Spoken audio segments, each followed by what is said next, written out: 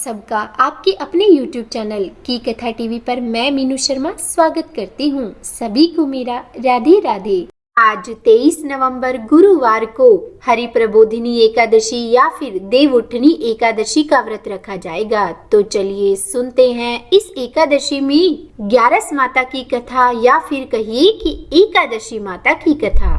तो हो सके तो इस वीडियो को अंत तक देखिएगा और कथा का आनंद लीजिएगा। और हाँ, कथा श्रवण करने में अच्छी लगे तो वीडियो को लाइक एंड शेयर कीजिएगा और अगर आप मेरे चैनल पर नए हैं तो सब्सक्राइब भी कर दीजिएगा। तो एकादशी माता की कथा या फिर 11 माता की पौराणिक कथा के अनुसार सतयुग में मुर नामक एक दैत्य उत्पन्न हुआ।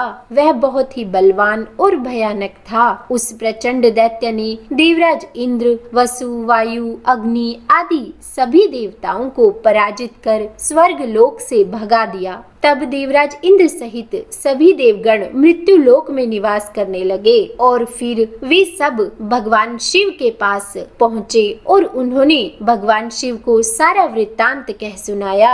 देवराज इंद्र बोले कि हे कैलाशपति, मुर दैत्य से भयभीत होकर हम सभी देवतागण मृत्यु लोक में रह रहे हैं। हे महादेव, हम सब पर बड़ा भारी संकट आ पड़ा है, कृपया करके हमारी रक्षा कीजिए। तब देवता गणों की बातों को सुनकर भगवान शिव इस प्रकार बोले कि आप सभी देवता गण भक्तों के दुखों को नाश करने वाले भगवान विष्णु की शरण में जाइए, वे ही आप सभी के दुखों को दूर कर सकते हैं। तब महादेव के ऐसे वचनों को सुनकर सभी देवता क्षीर सागर में भगवान विष्णु के पास पहुँचे और वहाँ पर भगवान विष्णु को शयन करते देखकर हाथ जोड़कर उनकी स्तुति करने लगे और कहने लगे कि देवताओं द्वारा स्तुति करने योग्य परम प्रिय प्रभु, आपको हम सब का बारंबार प्रणाम है। देवताओं की रक्षा करने वाले मधुसूदन, आपको हमारा नमस्कार है। कृपया करके अपनी आंखें खोलिए और हमारी रक्षा कीजिए। दैत्यों से भयभीत होकर हम सब आपकी शरण में आए हैं। तब देवराज इंद्र सहित सभी देवताओं के ऐसे वचन सुनकर भगवान विष्णु कहने लगे कि हे इंद्र, ऐसा मायावी राक्षस कौन है जिसने सभी देवताओं को जीत लिया?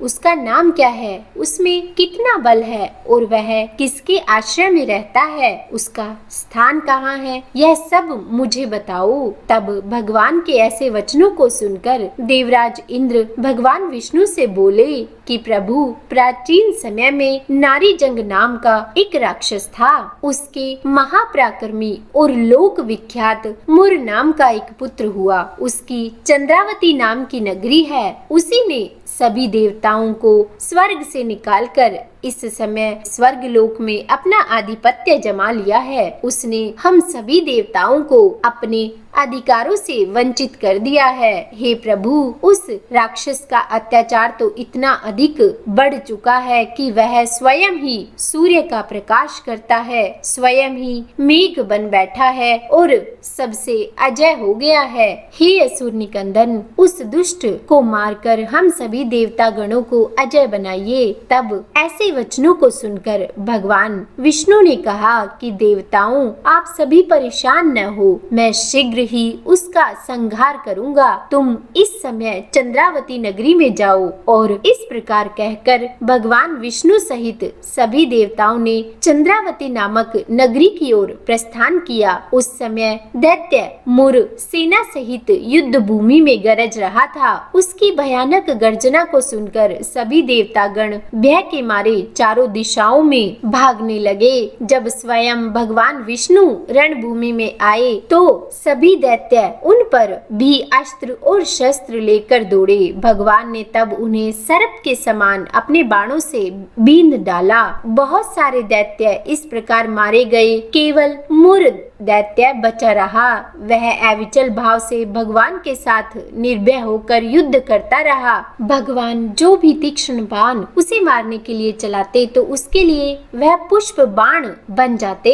यहाँ तक कि भगवान से युद्ध करते उसका सारा शरीर छिन्न भिन्न हो गया, परंतु वह लगातार युद्ध करता रहा और फिर दोनों के बीच मल्ल युद्ध भी हुआ। कहा जाता है कि उनका युद्ध 10,000 वर्षों तक चलता रहा, परंतु मूर राक्षस न तो मरा, न ही हारा और न ही थका। मूर राक्षस से कई वर्षों तक लगातार युद्ध करने और थकने से साथ ही माया रचाने के लिए भगवान विष्णु बद्रिका आश्रम चले गए।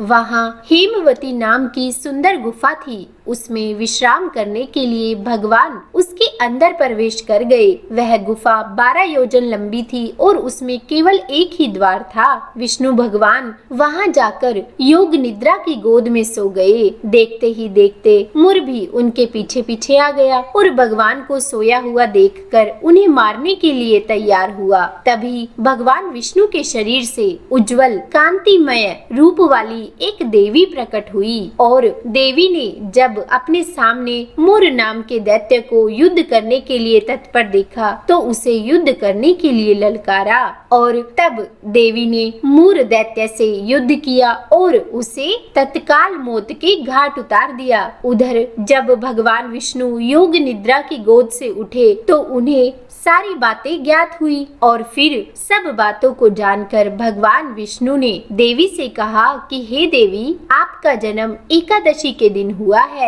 इसीलिए आप एकादशी माता या फिर ग्यारस माता के नाम से पूजी जाएंगी और आपके भक्त वही होंगे जो मेरे भक्त हैं। ग्यारस के दिन अर्थात एकादशी के दिन जो भी सच्चे मन से मेरी पूजा करने के साथ साथ आपकी भी पूजा करेगा उसके घर में कभी अकाल मृत्यु नहीं होगी और आने वाले हर संकट से भी परिवारजनों की रक्षा हो सकेगी। ऐसा कहकर भगवान विष्णु वहां से अंतर्ध्यान हो गए। तो बोलिए ग्यारस माता की जय। हे ग्यारस माता, अगर इस कथा को कहने, सुनने या हुकारा भरने में हमसे कोई गलती हो गई हो तो हमें क्षमा कीजिएगा। उम्मीद है कथा सुनने में आपको अच्छी लगी होगी। अगर वीडियो पसंद आई हो तो वीडियो को लाइक एंड शेयर कीजिए और अगर आप मेरे चैनल पर नए हैं तो सब्सक्राइब भी कर दीजिएगा।